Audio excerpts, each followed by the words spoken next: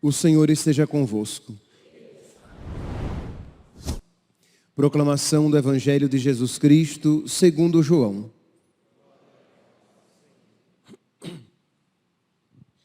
Naquele tempo, Pedro virou-se e viu atrás de si aquele outro discípulo que Jesus amava, o mesmo que se reclinara sobre o peito de Jesus durante a ceia, e lhe perguntara: Senhor, quem é que vai te entregar? Quando Pedro viu aquele discípulo, perguntou a Jesus: Senhor, o que vai ser deste? Jesus respondeu: se eu quero que ele permaneça até que eu venha, o que te importa isso? Tu, segue-me. Então correu entre os discípulos a notícia de que aquele discípulo não morreria. Jesus não disse que ele não morreria, mas apenas: se eu quero que ele permaneça até que eu venha, que te importa? Este é o discípulo que dá testemunho dessas coisas e que as escreveu. E sabemos que o seu testemunho é verdadeiro. Jesus fez ainda muitas outras coisas, mas se fossem escritas todas, penso que não caberiam no mundo os livros que deveriam ser escritos. Palavra da salvação.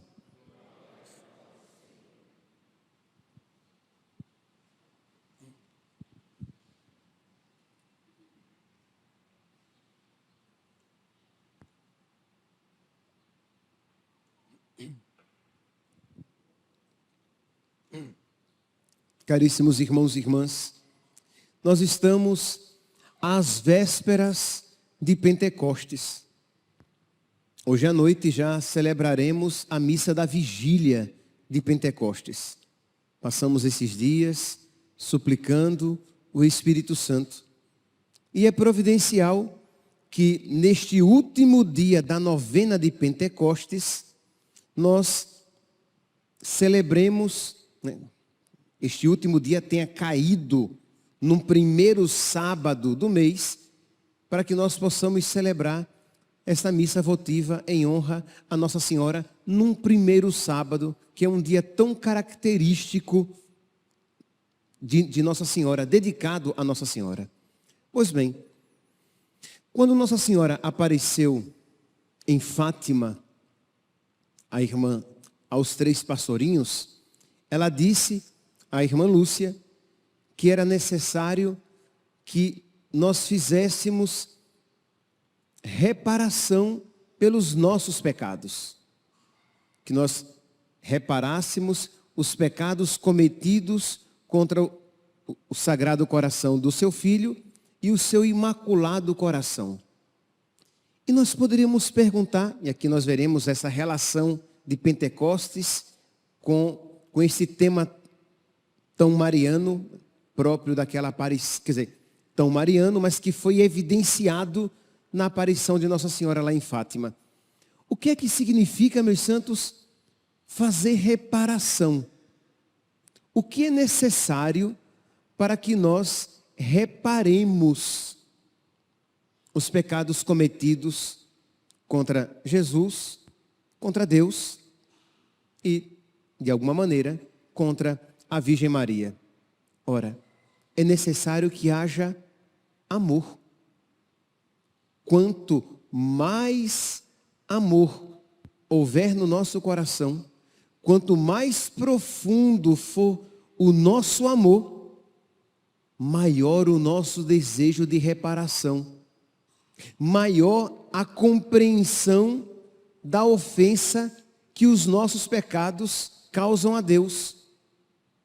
Por quê? Porque muitas vezes, por causa da superficialidade do nosso amor, da superficialidade da nossa fé, da superficialidade da nossa intimidade com Deus, nós somos capazes de cometer os mais terríveis pecados sem nem nos darmos conta, sem nem nos entristecermos.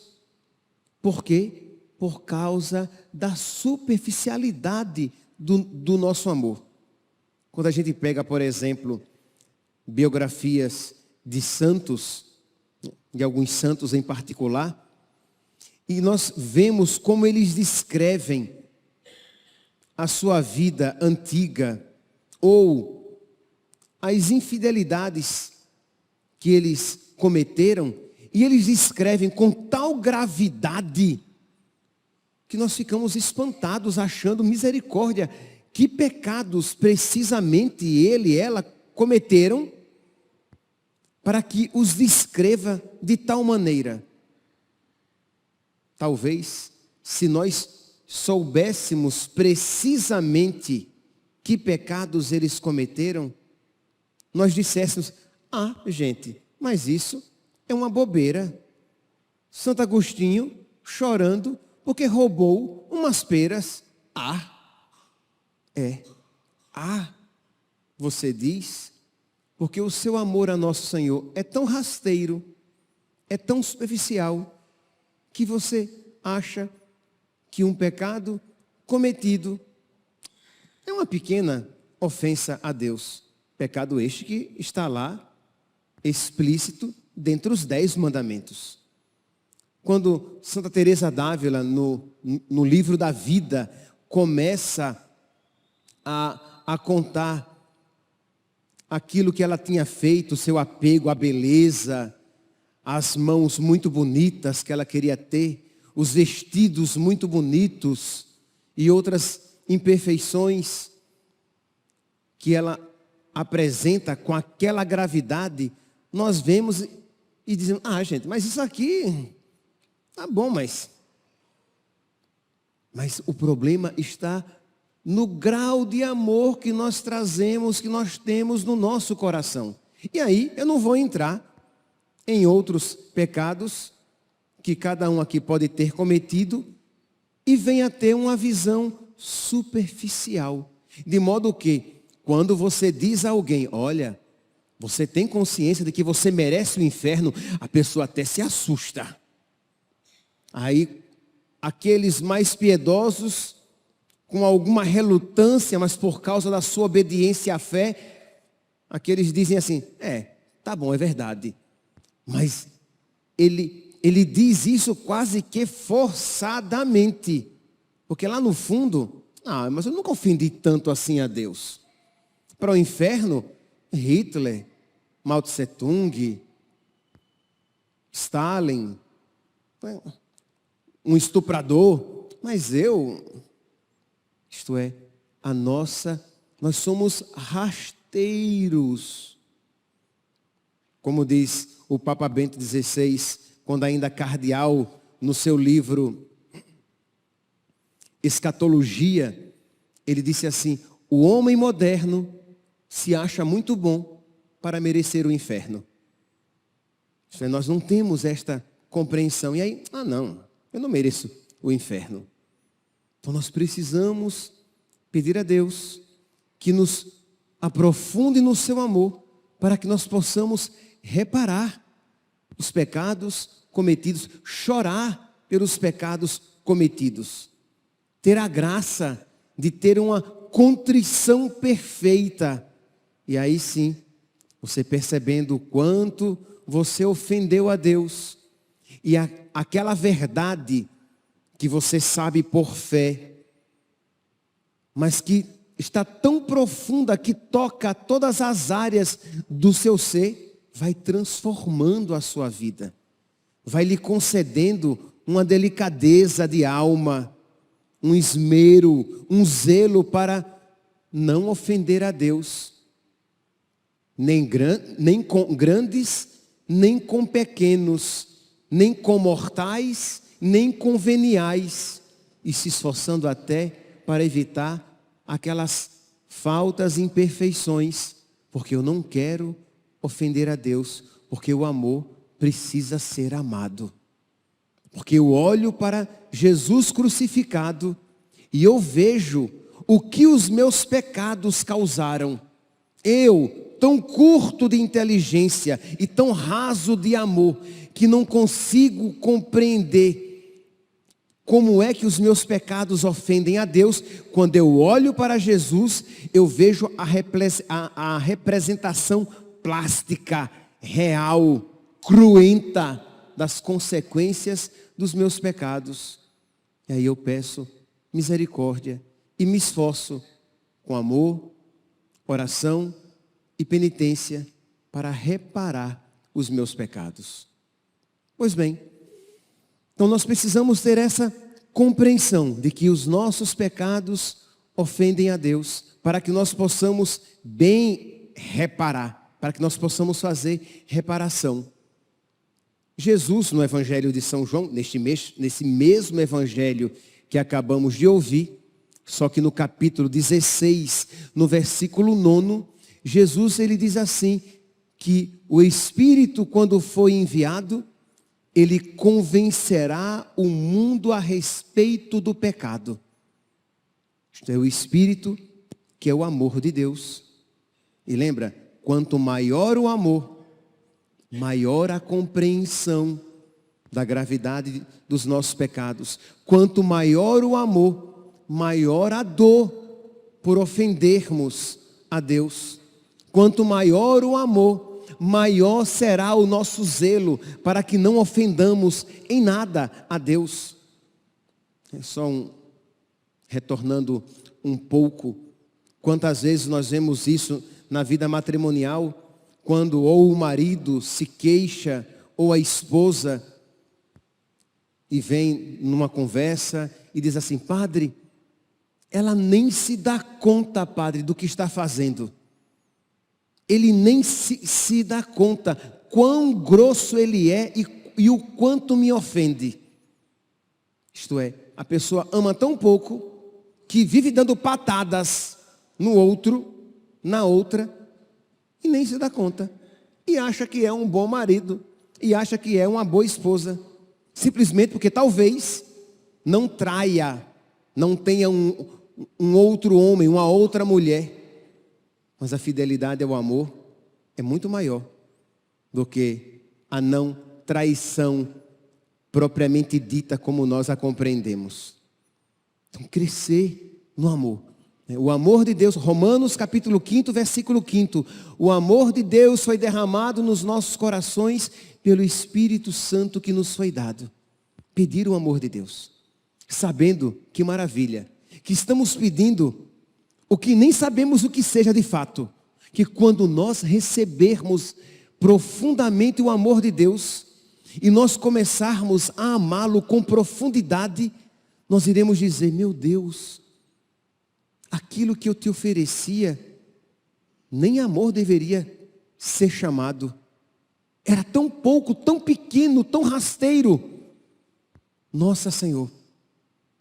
E sabendo que Deus pode mergulhar aquela alma ainda mais no amor mais profundo, de modo que nós possamos, de admiração em admiração, possamos ser mergulhados no amor mais profundo e amarmos com mais verdade e mais profundidade a Deus. Sermos mergulhados neste mar infinito, infindável.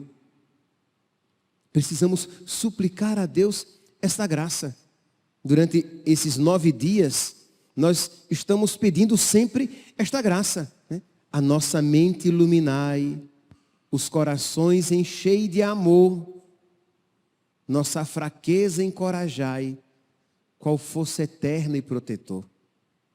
Na sequência, aqui, o Veni Creator, na sequência de Pentecostes que nós rezaremos no dia de Pentecostes, nós iremos rezar também: enchei luz bendita, chama que crepita o íntimo de nós.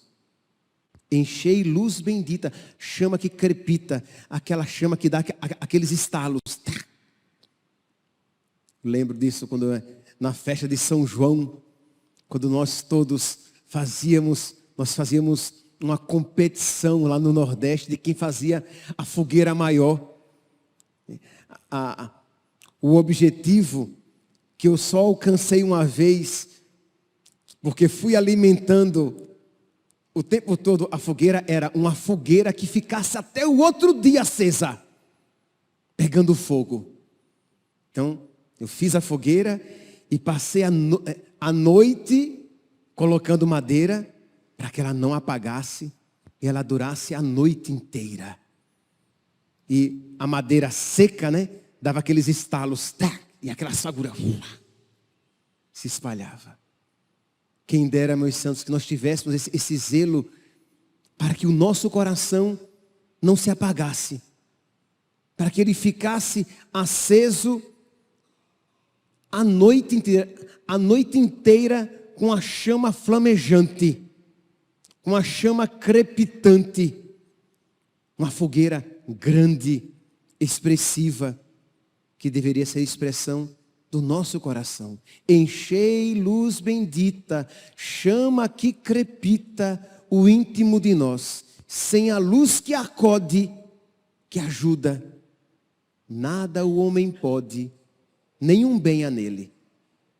A palavra acudir, né, é muito pouco usada atualmente, mas quantas vezes eu não ouvi: me acuda, me ajude. Chama que acode. Sem a luz que acode, nada o homem pode, nenhum bem há nele. Ao sujo, lavai. Ao seco, regai. Curai o doente. Tudo isso o Espírito Santo faz. E tudo isso o Espírito Santo precisa fazer para que nós amemos a Deus.